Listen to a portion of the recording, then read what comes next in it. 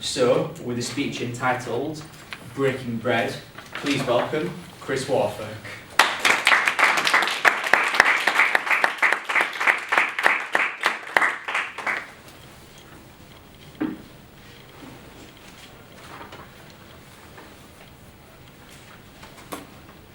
Can I tell you a secret? I love dinner parties. I want to be the host that can boast the most.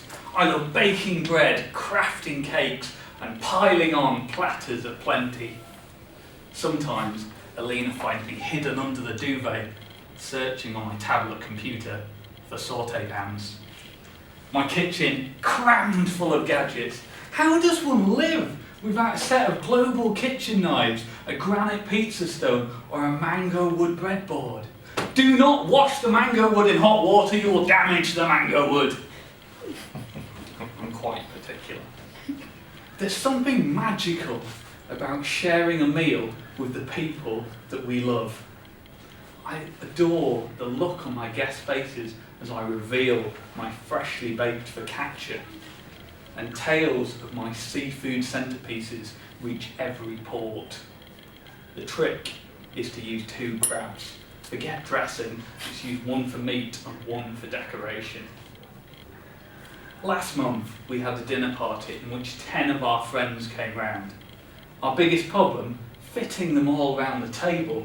Talk about your middle class problems. In the end, we had to resort to using the folding outy chairs, the kind you get when you go to a talk or an event, that kind of thing. And that reminded me. See, a couple of months before that, I was listening to a talk by a woman named Jackie. And Jackie runs a charity called the Joanna Project.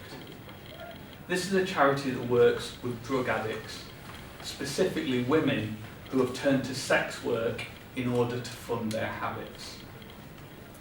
Now, drug addiction is not a pleasant dinner guest.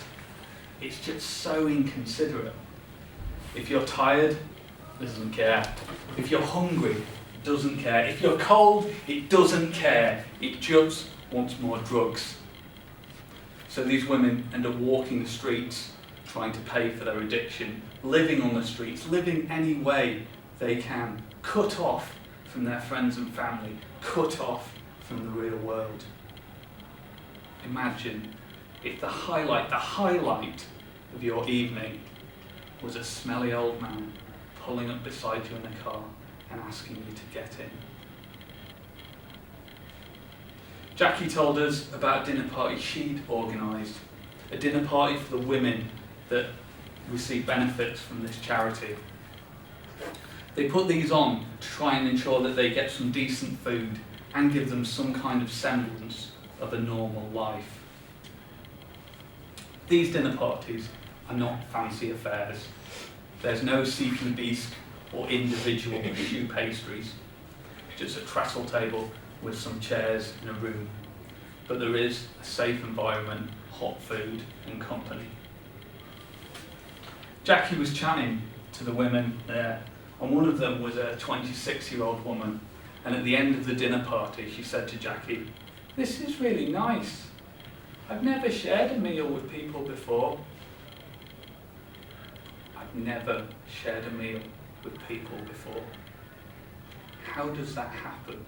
How does that happen? I want to imagine it, but you know what? I can't. I have no idea what it would be like to be in that situation. So often we walk past homeless people on the streets and say things like, that could be me. If I was down on my luck, if things went a bit wrong, that could easily be me. But you know what? That could never be me. Because I am so lucky and so privileged to have a network of family across Yorkshire and a network of friends across the world. That if I needed it, I really needed it, they would roll out a camp bed for me at 3 a.m. These aren't people who are down on their luck. These are people that never had the luck to begin with. So I sat there in this talk, listening, shaking my head in disbelief. But what do you do? I could give money to charity. I could volunteer my time. I already do these things. But this problem is too big for any one of us to solve. I went away from that talk disheartened and disillusioned.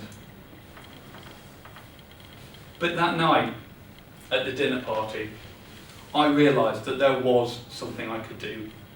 I could do this. I might not be able to make sure that everyone across Leeds has someone to share a meal with, but I can make sure that everyone I know has someone to share a meal with. That night reminded me just how lucky and just how privileged I am to have all my friends and family around and to earn enough money to be able to feed them. It's just sharing a meal.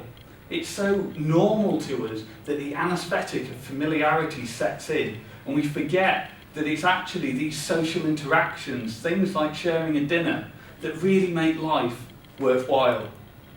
Some people don't even have that.